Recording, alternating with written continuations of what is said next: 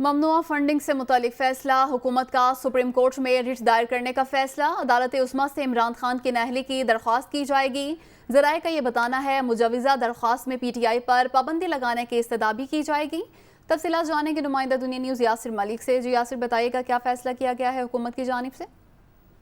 جی بالکل، وزیر اعظم شہباز شریف کی زیر صدارت قانونی ٹیم کی اہم بیٹھک ہوئی ہے، جس میں اتحادی جماعتوں کے جو وزراء ہیں وہ بھی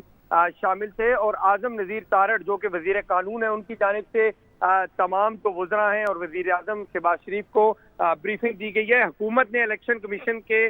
فیصلے کی روشنی میں سپریم کورٹ میں رٹ دائر کرنے کا فیصلہ جو ہے وہ کر لیا ہے۔ عدالت عظمیٰ سے عمران خان کی نااہلی کی درخواست جو ہے وہ کی جائے گی، اور اس دائر مجوزہ درخواست میں پاکستان تحریک انصاف پر پابندی لگانے کی بھی استدعا کی جائے گی۔ وزیر قانون فروغ نسیم جو ہے ان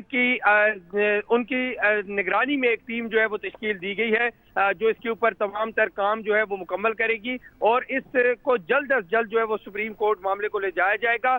جہاں پر رٹ دائر کی جائے گی اور عمران خان کی نااہلی کے لیے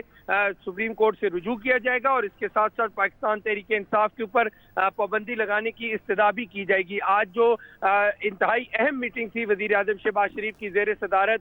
وفاقی وزراء کی، اتحادی وزراء بھی اس میں شریک تھے، اور جو جے یو آئی فیس سے تعلق رکھنے والے وزراء ہیں ان کی جانب سے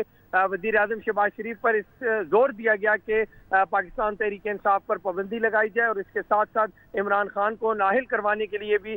جو حکمت عملی اپنائی جانی ہے اس کو فوری طور پر اپنایا جائے۔ تو آج یہ اہم اجلاس ہوا، اب سے کچھ ہی دیر میں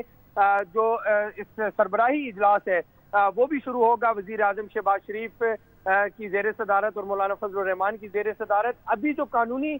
بیٹھک ہوئی ہے اس میں جو فیصلے کیے گئے ہیں، یہ سربراہی اجلاس جو اب سے کچھ ہی دیر میں ہوگا، اس میں